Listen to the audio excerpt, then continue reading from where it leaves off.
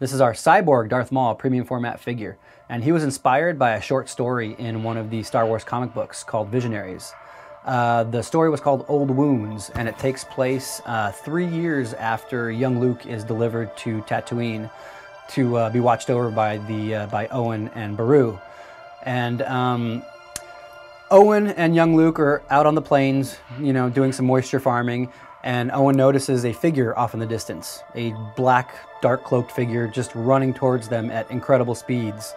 And Owen basically calls to Beru, "Come take Luke inside, bring me my rifle." He knows something's going down. And the figure just keeps coming, and Owen warns him, "Stop or I'll shoot." Figure does not stop. So Owen fires off a couple shots, they miss the figure. All of a sudden, out of nowhere, the rifle gets lifted out of Owen's hands and smashes him over the head and knocks him off.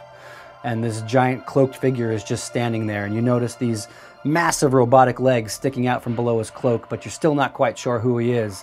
And then he senses a presence, and he starts talking. You don't see anybody else there, it's just this figure. And out from the sand busts Obi-Wan Kenobi.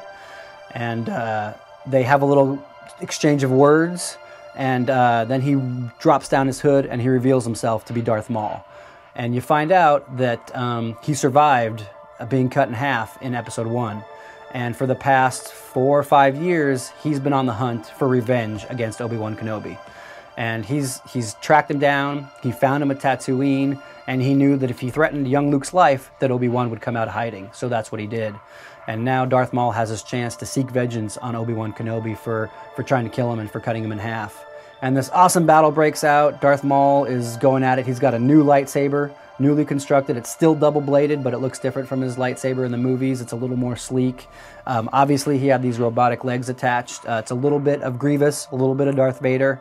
Kind of have that beginnings of the whole cybernetic person going on with him.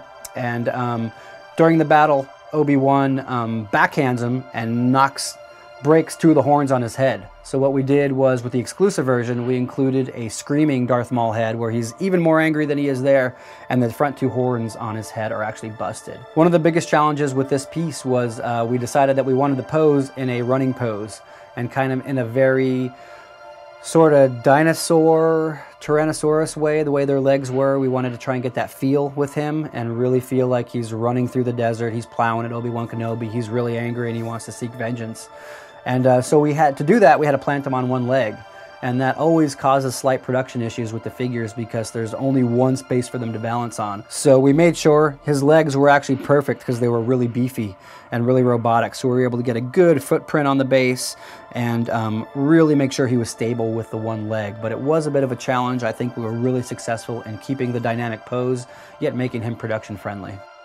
The cloak is all made out of fabric. It's got wires in the little trails here, so you can give some motion to it and really help with the feeling that he's moving. And also, if you want to display it, during the fight in the comic book, he removes his entire cloak, and you can see his full body with his full body tattoos, which actually look pretty cool.